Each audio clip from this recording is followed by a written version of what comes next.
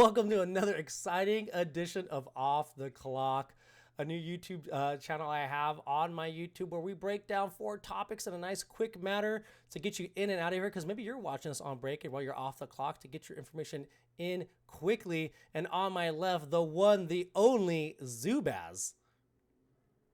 Good evening. Let's go Devils. Let's get off the clock. Let's get off the clock. And DaBoy. Correct. Take 3. Here we go. Again, if you want to see more content like this, make sure to like, follow, and subscribe, and we'll keep pumping it out. Again, the first topic that we're going to have for you today is the Atrocitus ban that has happened in Siege. Now, this is the second iteration of this. We saw last Siege, we saw Spectre and I believe Star Sapphire banned, but only for a little bit. And now we're seeing Atrocitus banned for the whole entire Siege. And we're going to be talking about, like, is this something good? Is this what we want to see in the Siege? And I'll go ahead and start us off. I personally think this is a great move from WB. I love seeing these the Siege ban in here. I think this just allows the meta to open up a little bit.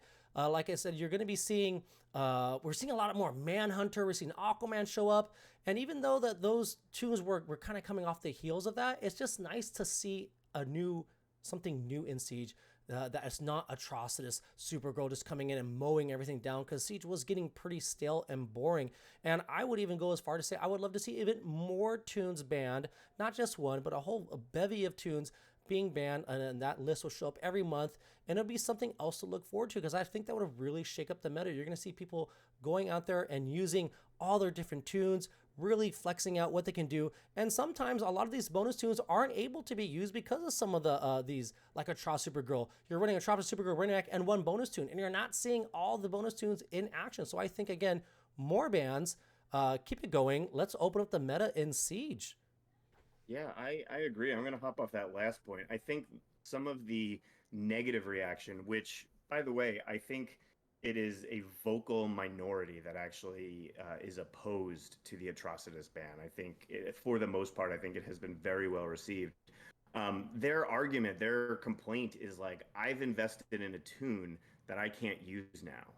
And the inverse of that, though, is like, because the Atrocitus meta has been so oppressive, it invalidates so much of your roster. It's like, I invested in 50 tunes that I can't use because of Atrocitus. So by banning him, you open it up a little bit more. You open up the ability to use the bonus tunes more. So I think it's a great thing. I think they're going to continue with it. I hope they continue with it, and I hope they expand it. I'm going to give the 1 minute and 5 seconds left here to DaBoy. Thank you, Zubaz, for giving me the time that I need. Love the idea of Siege bans. Honestly, I love it. Hate this particular ban in this particular month. Ban Atrocitus next month. Fine. I get it. But when one of the bonus tunes excels only under Atrocitus, it's really, really hard to say, yeah, that's a good ban. When one of the bonus tunes, when you're trying to promote using more bonus tunes, and the only tune that particular bonus tune, who also was reworked, is Atrocitus, Atrocitus can't be your ban. Ban Cheshire, ban Trigon, ban Spectre, like ban one of those other tunes that are oppressive, right? Ban Atrocitus next month when, Bleeze is not a bonus tune. She's literally only good with Atrocitus. Trust me, I've tried a lot of things. But she's only usable with Atrocitus, not even good. Okay, and the clock is gone, but I'm just gonna say this one more time. Love the idea, hate the ban for this month. I get it. Okay. DaBoy, all right, coming in with some points. Fair enough. That was actually a very reasonable DaBoy take. I was not expecting Yeah. All right, getting more. Take us away. More growth. All right. Well, I would say, like, speaking of DaBoy, and in an area and a topic that we really can't talk about him at all. Let's talk about the 16 people left in the Tournament of Legends. Which does not include DaBoy. Well, since it doesn't include me, Zubaz, let me start it off here, okay? I decided that it was more important for 2 longtime players to advance, and I bowed out respectfully so that my friend, my good compadre, could qualify for the first time ever. Zubaz, That's fair. welcome to the 16s of TOL. I appreciate it. What this category is about, we're going to talk about who each of us thinks is the spiciest matchup. If you have not seen the brackets yet, go to the TOL Discord, check out who is left, who advanced from the qualifying round into what used to be the wild card round. It is now the qualifiers. DaBoy, have you looked at the brackets? And if so, what are you looking forward to seeing here? I am looking forward to a world shocker. Okay. First time qualifier taking down the defending champion. Just saying. First time qualifier taking down the defending champion in the first round. I can see it. Gotta go with my boy. All right. Mr. Zubaz in an upset over Feldmast. Now, does he beat Josh Roars in the second round? It doesn't matter. It doesn't matter after that. That's true. That is actually true. I would be playing with house money at that point. I am going to go a little different direction. I'm going to go to the west side of the bracket, and poor Hawkeye. I mean, I love Hawkeye, but so Hawkeye drew Windigrew, and we actually went through the trouble of explaining the entire bracketology to Hawkeye, to several other people. We're very open about it. Anybody else who's interested in how the seeding actually happens, we will share the entire methodology. And it just so happened that Hawkeye got paired with Windigrew. And if you look at overall record over 120 matches or 120 points in the first round, those two have the highest scores. But because of the way that the groups played out and who they picked and everything, it was just an unlucky matchup. But that is literally the top overall scores of the first round are playing each other in the first round. I cannot wait to see Windigrew versus Hawkeye. That's going to be fireworks, I think. Just again, fireworks. That's the word I thought too. Yeah, and I'm looking at the brackets right now, and it is just stacked full of competitors. Now we have Merciless versus Templar, Windigrew, Hawkeye, Great Dane, M4, Tweety Tron Yichia, me versus Torch, Zubaz, Feldmass, Almost versus Kitty, Boomsam, Farming. All these are really great matchups. But I do think the one I was most excited about, I was gonna say Zubaz, Feldmass, but since DaBoy said it, I think I'm gonna go a different way here. You know what? I'm excited to see. It's a toss between Tootie and Yichia and Merciless Templar. You know what? I'm gonna go Merciless Templar because I think Merciless has come out of retirement to join this TOL, and I would love to see him make a way, and he would have a very, very challenging path to the finals, but it would just be really neat to see him go because he is one of those players that has just always done so well and just has always been cut short. There's a fun little undercurrent there too, which is that Templar is our newest 1500 member, and Merciless is kind of like our most recently retired 15 member. So it's this sort of passing the torch moment.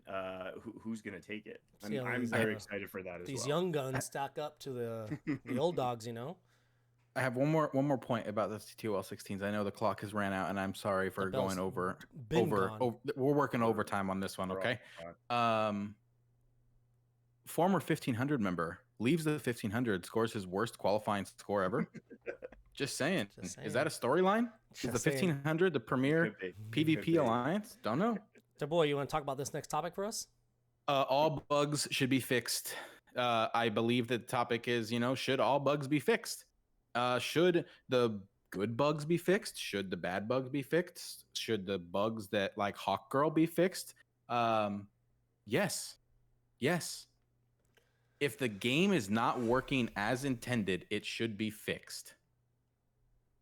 It's just horrible because if it's a bug, that means that it is not working the way that it is written, the way that it is supposed to work, and the way that people expect it to work based on the writing in the code, in the game, in the ability description. All bugs should be fixed. All of them. Every single one of them. Okay. That's all I got to say about it. Little shout out to the bug in the top corner there. It actually kind of looks like the flag of Wales. I don't know if you intended that, but if you check the flag of Wales later, it looks exactly like that. This came up I think recently too. So when Dr. Light debuted, she was bugged. This is not anything particularly out of the ordinary, but she was doing massive damage. It was the same issue that like Question had when she came out, where either an int up multiplier or a crit up multiplier was just going out to wazoo. And I reported it, right away. I do have the inside line to kind of get things to Reeves' attention very quickly, and it got a little pushback from some of the other members who were effectively saying like, maybe you should have left that. That would have made raids a breeze. Raids suck anyways.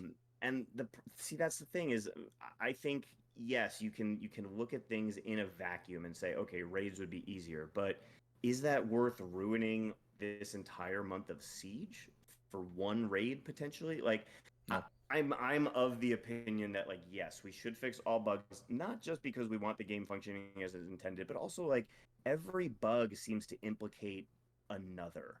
And I'm sort of the opinion domino effect. Maybe if we start fixing one at a time, it'll start to prop up the other ones. So I don't know.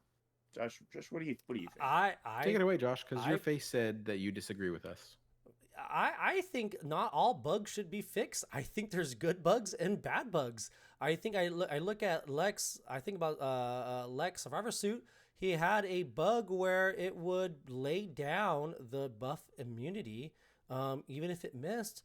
And they went in and fixed it. While that was part of his kit for so long, it was just kind of accepted that that's what it was.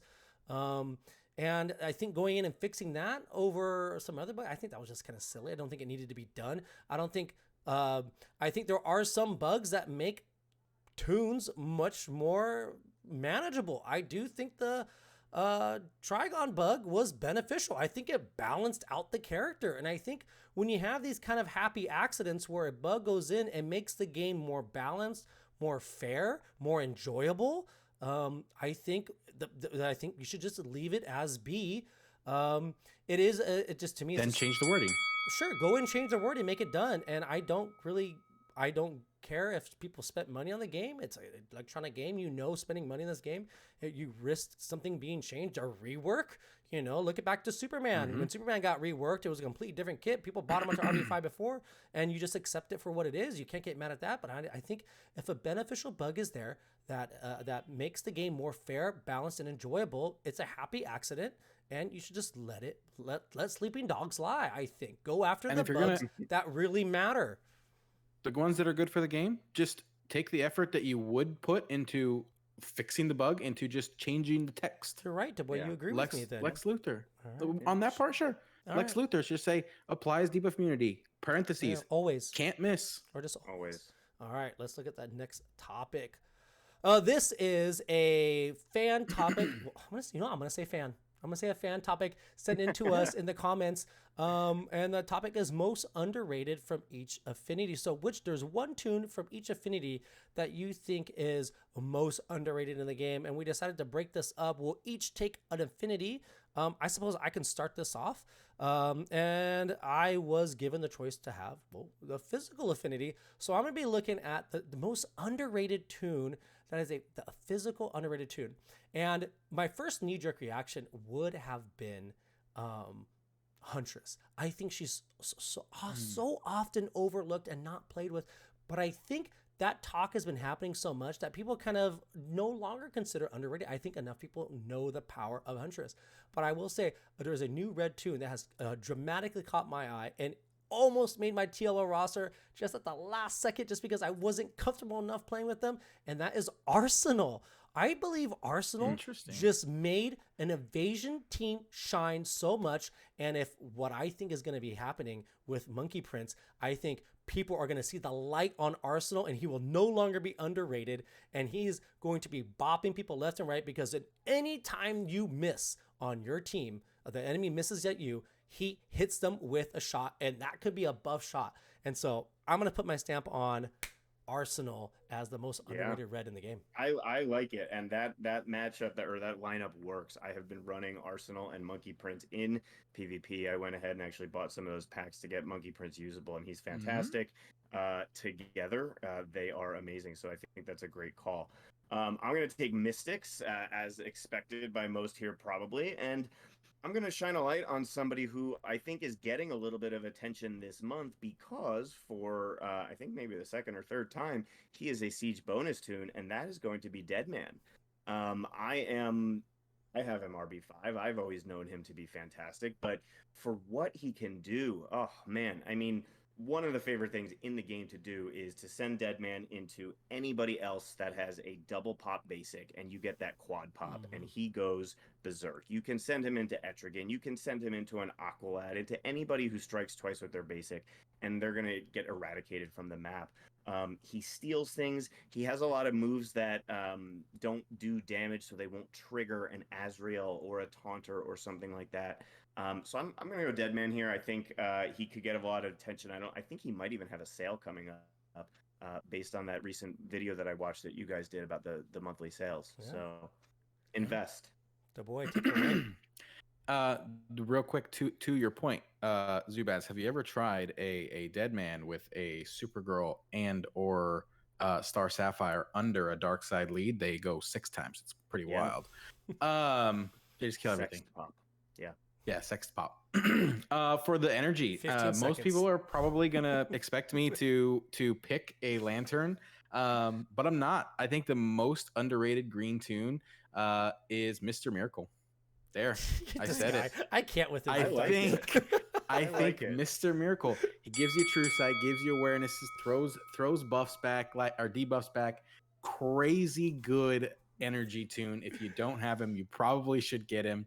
He literally does everything. He almost made my TOL roster at the last second. He's great with DaBoy right now. We had a lengthy discussion, and I had to just basically let him know that Mr. Miracle was you still changed. No, okay, maybe I did. Hey, you know what? Maybe I did. Josh, go back you changed and watch my perspective. The shop talk, and you'll see why I'm laughing when DaBoy starts talking about Mr. Miracle. But that is it. Everything broken down for you in a nice, neat packet. Get you in and out. We hope you enjoyed this episode. More to come in the following weeks. And if you like the content, like, follow, subscribe, comment, do all those things. If you want to know which underrated toon, like I only picked red, DaBoy only picked green, Zubaz picked blue. If you want to know who our other picks are for each affinity, leave a comment below, ask away. But that's going to do it for us. See you later. Bye, everybody. Bye. We're off the clock.